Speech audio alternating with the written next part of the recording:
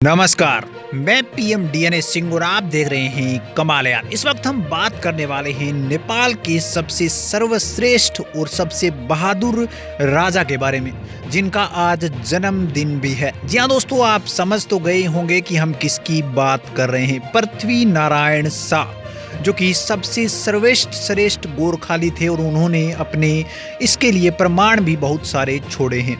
तो यहाँ पे आज उनके जन्मदिन के ऊपर हम वीडियो लेकर आए हैं, उनके इतिहास के बारे में जानेंगे। तो वीडियो के अंत तक बने रहिए और अगर आप चैनल पे नए हों तो चैनल को सब्सक्राइब करके बेल आइकन दबा लीजिए ताकि आपको अगला अपडेट भी सबसे पहले मिल सके। तो चलिए वीडियो को शुरू करते हैं। दोस्तों, पृथ्वी नारायण शाह गोरखाली तो थे, और अगर गोरखाली थे तो आप पहले से ही स्पष्ट कर सकते हैं इस बात को कि वो कितने बहादुर हो सकते हैं। और दूसरी बड़ी बात ये भी कि गोरखाली अगर कहीं बहादुर नजर आते हैं तो सबसे पहले यहाँ पे पृथ्वी नारायण शाह का नाम जरूर याद किया जाता है, क्योंकि उन्होंने ही ये चीज प्रूफ करके दिखाई थी। तो हम जान लेते हैं कि पृथ्वी नारायण शाह यहाँ पे कब जन्मे थे।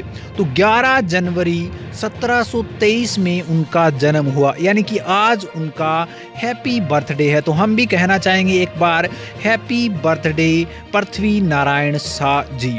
तो उसके बाद यहाँ पे कहाँ पे जन्मे, तो गोरखा प्लेस में जन्मे, इसलिए वो गोरखा थे। और गोरखाली कोई यहाँ पे स्टेट है, सॉरी डिस्ट्रिक्ट है, जिसके अंदर नेपाल के अंदर जन्मे थे।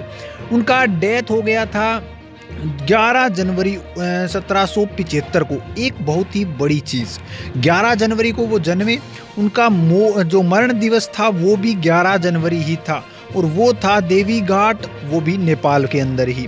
और वो यहाँ पे क्वीन नरेंद्रा ऑफ नेपाल भी थे।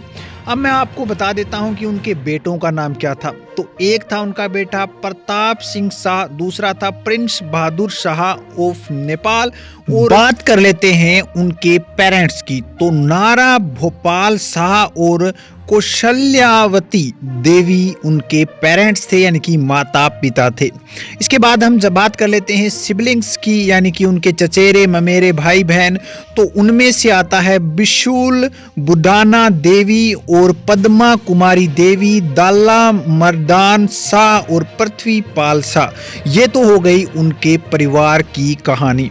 मैं आपको बता दूं कि नेपाल के शासक परिवार से वो, यानी कि रॉयल फैमिली से बिलोंग करते थे। As a kingdom of Nepal के बात कर सकते हैं हम, जिन्होंने 1769 में काठमांडू, पटना और भाद गांव के 3 मल्ला साम्राज्यों पर विजय हासिल की थी, एक बहुत बड़े युद्ध के दौरान। और उन्हें यहाँ पे बहादुरी के लिए इसलिए भी जाना जाता है।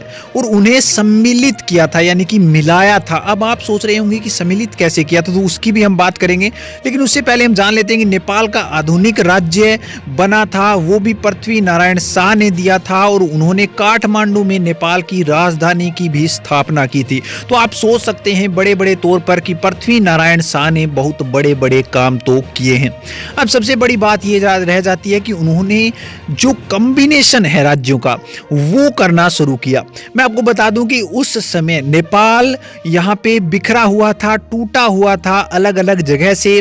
और पृथ्वी नारायण शाह पहले वो शासक थे जिनके मन में एक भावना क्रिएट हुई कि हम क्यों ना इसको संयुक्त करें, यानी कि मिलाएं और एक बड़ा यहाँ पे नेपाल बनाए। यानी कि पृथ्वी नारायण शाह ही वो व्यक्ति हैं जिन्होंने सपना देखा था ग्रेटर नेपाल का, यानी कि जो सबसे पहले नेपाल था उतने बड़े नेपाल का सपना देखने वाले भी ये जो है वो पृथ्वी नारायण शाह हैं। और उन्होंने एक लहर चलाई जिसके अंतर्गत उन्होंने 3 राज्यों को यहाँ पे मिलाने में कामयाब हुए। बड़े बड़े यहाँ पे प्रांत थे जिनको मिलाया उन्होंने, और उनकी राजधानी रख दी काठमांडू। उसके बाद जो शासक आए उनका ये रिदम बन गया कि हम भी कुछ मिलाएं, और मिलाते गए, स्मॉल मिलाकर उन्होंने आज जो नेपाल है उसको क्रिएट कर लिया।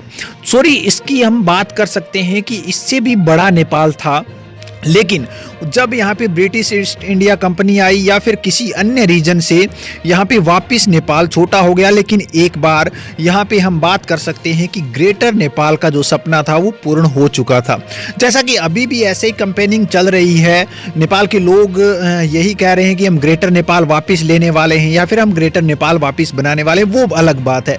यहाँ पर हम बात कर रहे हैं पृथ्वी नारायण शाह की, तो उनकी यहाँ पे ख्यातियों को आप देख सकते हैं। उनका सपना क्या था था कि अपने देश को कंजुगेट करना, उनके देश को बढ़ा चढ़ाकर बढ़िया बनाना, एक सुंदर कंट्री का निर्माण करना, जो कि सपना उनका पूर्ण भी हुआ था। और पृथ्वी नारायण शाह से प्रेरित होकर प्रत्येक गोरखा आज बहादुरी के किस्से रचता है, जो कि हम देख सकते हैं। दोस्तों, ऐसे महान पुरुष के बर्थडे पर एक बार जरूर बनता है कि जय पृथ्वी नारायण शाह। आप भी लिखिए कमेंट सेक्शन में। चलिए आज के लिए इतना रखते हैं, आगे कोई नया अपडेट मिलता है तो फिर आपके सामने हाजिर होंगे। तो वीडियो को लाइक कीजिए, शेयर कीजिए और अगर आप चैनल पर नए हो तो चैनल को सब्सक्राइब करके बेल आइकन दबा लीजिए ताकि आपको अगला अपडेट भी सबसे पहले मिल सके।